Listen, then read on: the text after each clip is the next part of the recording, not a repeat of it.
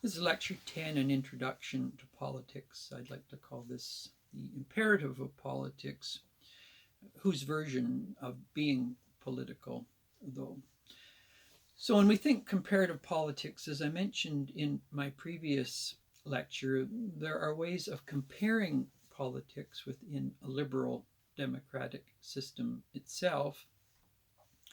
And there are ways of comparing politics that are outside the liberal democratic tradition. So to compare Saudi Arabia and Iran to Canada or the United States, or to compare Europe, for example, to Israel, or African states to liberal democratic states, some trying to move in that direction, others not in their bumpy history, there is the comparing of politics within an ideological system, and then there's comparing politics between ideological systems. And so comparative politics is very important in understanding what is one comparing with what.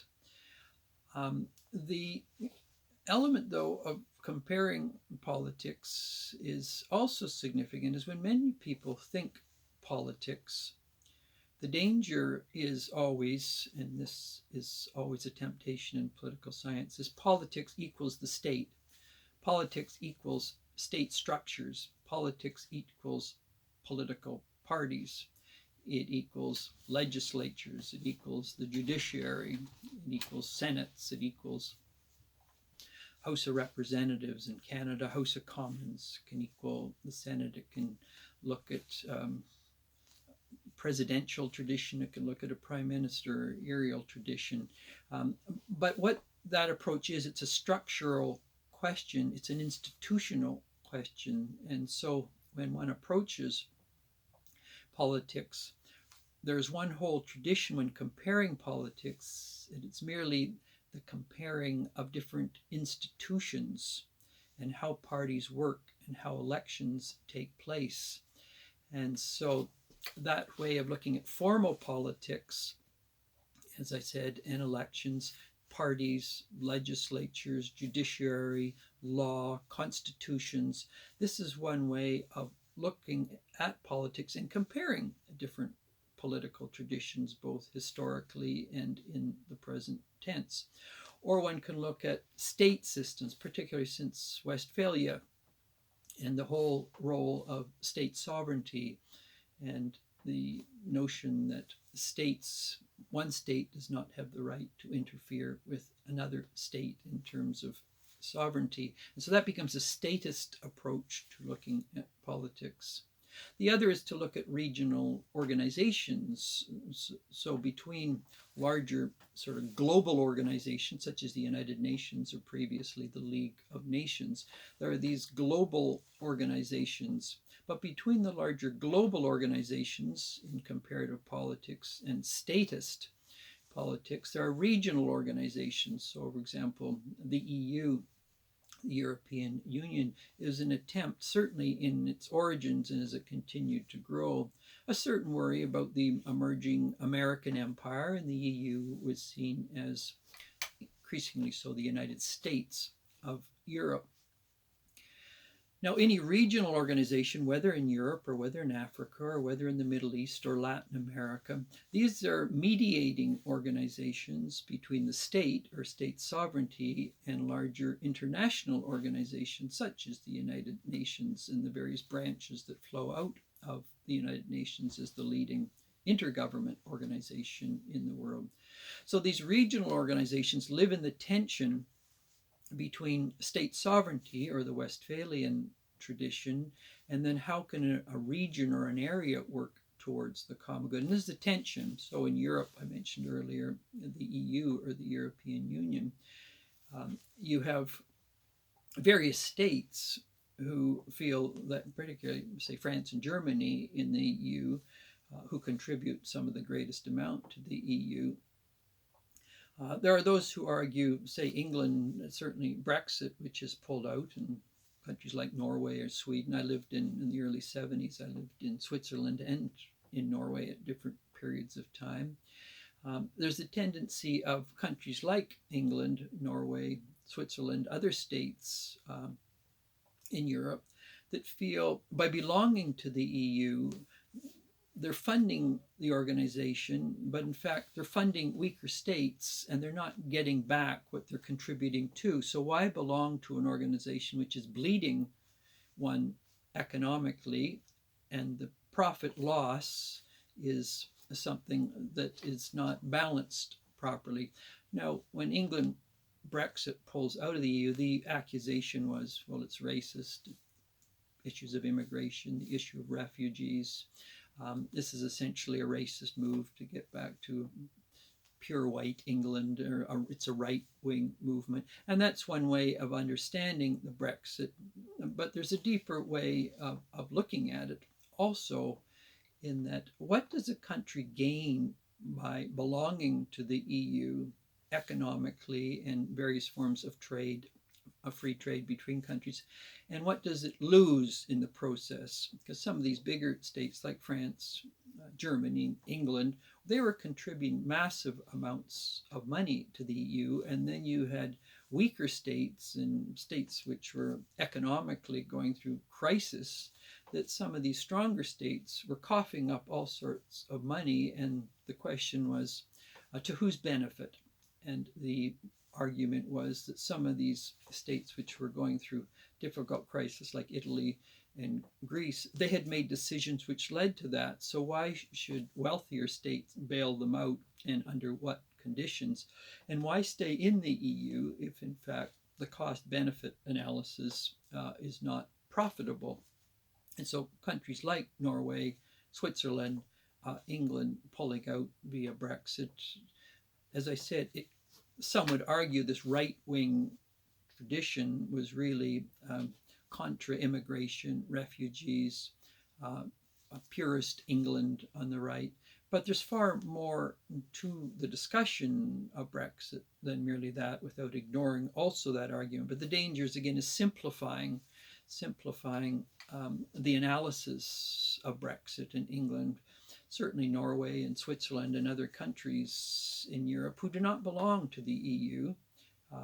There are a variety of reasons for doing so. So when we think, again, comparative politics, and we move into regional organizations which attempt to work together for the common good of a region or an area, the EU, like regional organizations, as I mentioned, in Africa, the Middle East, Asia, Americas, in that sense, live in the tension between state sovereignty and what does a state have to sacrifice to belong to a bigger regional organization which transcends state sovereignty, and to what degree does a state lose its sovereignty belonging to a larger regional organization? In that sense, the EU is the classic test case, and of the various regional organizations between larger international organizations like the United Nations and state sovereignty, it's that middle level of comparing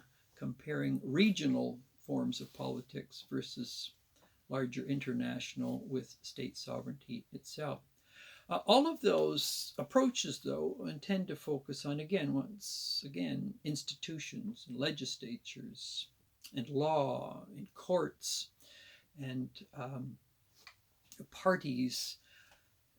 That's one way of doing politics. Again, it's a different type of institutional regional organizations. Now, there are many who see that formal politics is a way of doing politics, but often there is a certain cynicism or skepticism amongst some people, but such people do not want to retreat from the political fray. They have ideals they see as worth living for, but they don't believe those ideals can be meaningfully lived out in formal political processes, i.e. within a state, parties, within regional organizations, or to some degree through what they see as the compromised UN. And so what you then get is advocacy politics, in which you will get organizations, say environmentally, say in Canada, the Sierra Club or Greenpeace. They will obviously organizations, they're non-government groups, they're put together for the purpose of advocating their cause to the state or protest politics itself, where people will be on the streets protesting.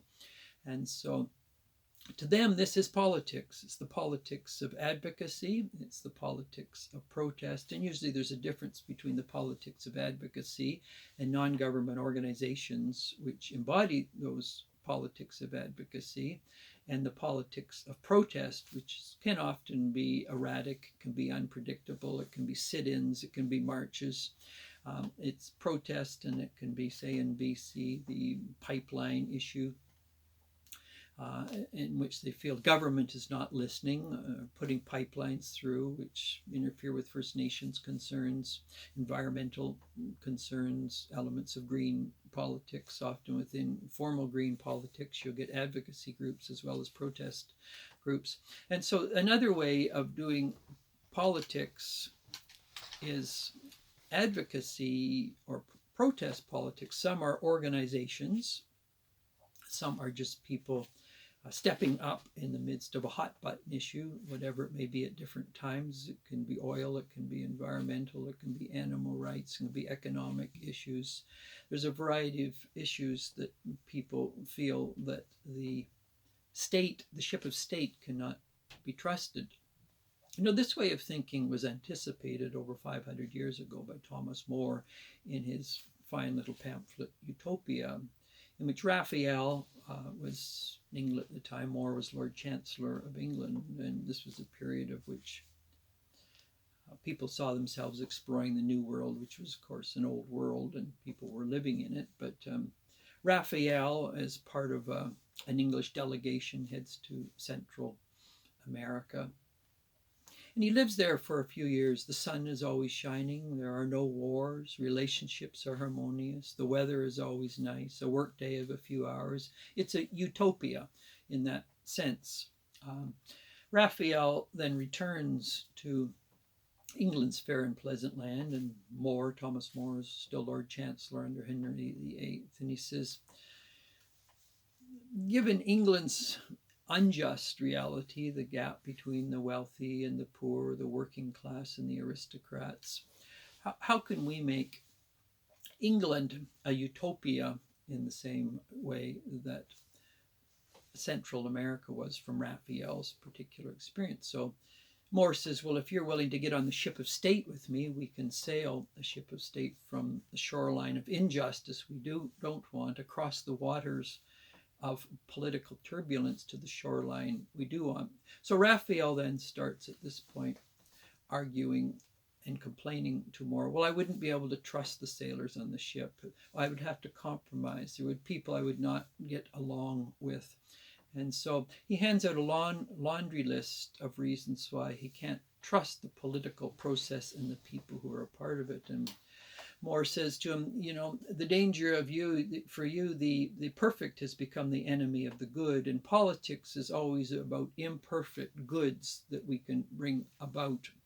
And if all you can do is line up the perfect against the good, then what happens?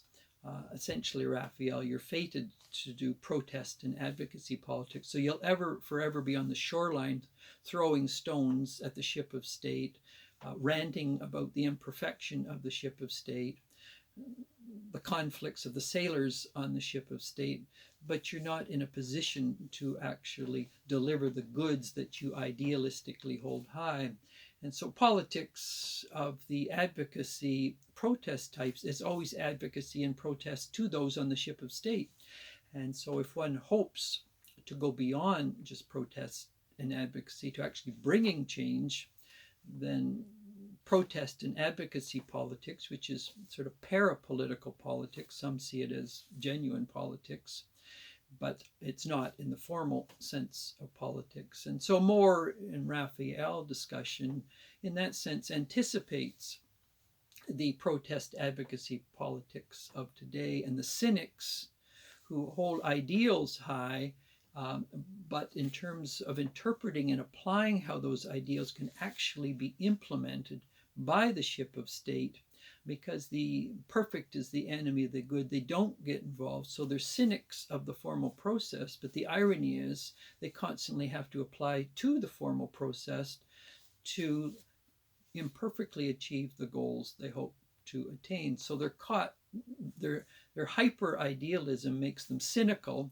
of participation, and yet the very ship of state which is meant to achieve those goals, they refuse to get on to bring the end. And so for Moore and Raphael, it becomes the classic case, and interesting enough, Moore uses the word utopia or utopos in Greek, which is anytime you got an u in Greek, it negates what follows. So utopia is it there is no place, and in that sense, Moore's mocking a type of utopianism in which the perfect becomes the enemy of the good, the better, or the best, and the task then is how one holds together through formal politics, while recognizing protest and advocacy does have its place, but it is the ship of state that sails things in a big sense towards its end. And just to end, Elizabeth Green, who stepped down recently from the Green Party, her journey is very, very much one of moving from the politics of protest and advocacy in the Maritimes, where she fought large pharmaceutical or pesticide organizations in terms of what they were doing to the soil, then being invited to become the head of a Sierra Club, which was a large advocacy organization. And she came to see very clearly both protest and advocacy, you're doing it to someone, so why not get on the book of the ship of state that actually carries the cargo from the shoreline of what one does not want to the shoreline towards which, as Virgil would say, our hands reach out towards the furthest shore. And so she became head of the Green Party. And so Elizabeth May, in that sense, understood very clearly as someone who lived at all three levels. Bob Rae also, for that matter, who's now key figure, Canadian figure at the UN, in one of his earlier autobiography, From Protest to Politics, he talks about, again, being engaged in protest politics and then increasingly becoming involved in party politics. And so when we compare comparative politics, there's one formal comparison between parties and institutions and legislatures. There's also comparing advocacy politics, protest politics, and different types of advocacy and protest politics with formal politics itself.